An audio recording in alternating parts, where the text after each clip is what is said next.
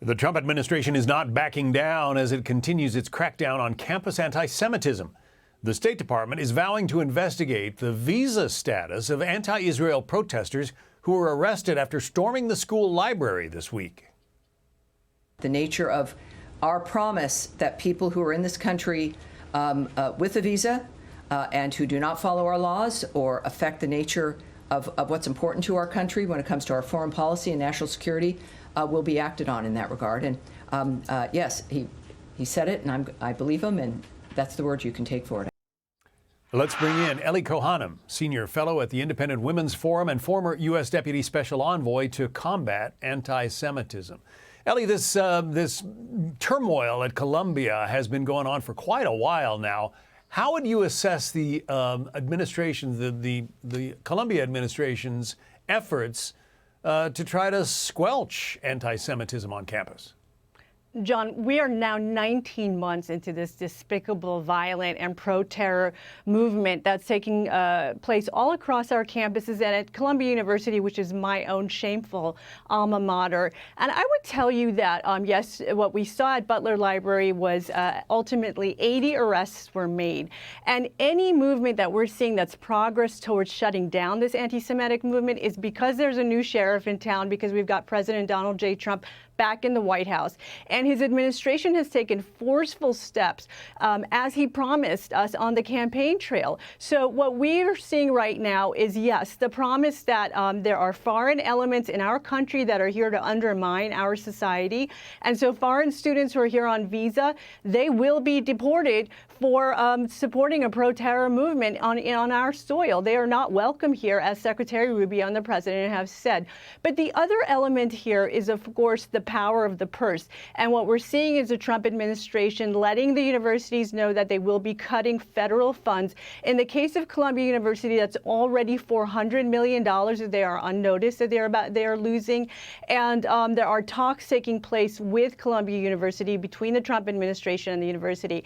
And so I think the only reason we're seeing some progress at Columbia is because they understand that they are about to lose not only $400 million in federal grants, but also they have the possibility of losing billions of dollars in federal funding, John. Congresswoman Elise Stefanik says that schools like Columbia just aren't paying attention. Here, listen to what she has to say.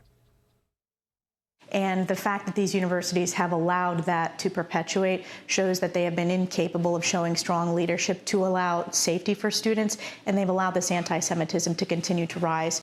The U.S. taxpayers do not want their dollars to prop up institutions that are unsafe for Jewish students, and that has been the case at places like Columbia. Would you agree with what the Congresswoman has to say? You said you yourself are a Columbia graduate. Exactly right. Well, I couldn't agree with Representative Stefanik more.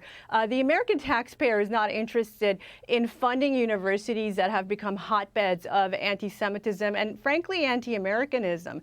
The student group that organized this Butler Library takeover has issued manifestos where they are literally calling for violence and literally supporting terror movements that the United States has designated as foreign terrorist organizations. And so we cannot have any tolerance for this violent movement. Everything that we're seeing stands against American values. And I want to tell you something, John. Ironically, May is Jewish American Heritage Month. President Trump issued a proclamation back in May 2020 noting the month and celebrating Jewish Americans. And so I really encourage everyone to take a look at JewishAmericanHeritage.org, learn about how Jewish Americans have contributed to our country and have helped to make our country a great place for all of our citizens. But again, we're going to see the Trump administration, I think, continue to take very forceful action, hold the universities accountable. In the case of Columbia, not only is it the risk of students, the foreign students being deported, the risk of losing federal funding, but also the administration has told Columbia they want to put the Middle East Department under receivership, which is very bold action and necessary, because what we're finding out from students themselves is that in the classroom, they are actually being indoctrinated to hate America and to hate the Jewish state of Israel. And so all of this action is very welcomed, I think, by all Americans who want to finally see an end to this anti-Semitism. And I love seeing how all of these brave protesters are fully masked so that you can't identify them, at least, you know, while they're out there railing against Israel. And I have to say, the Trump administration has demanded that there should be a no masks policy. Ellie Cohanim, good to talk to you. Thank you. You too, John.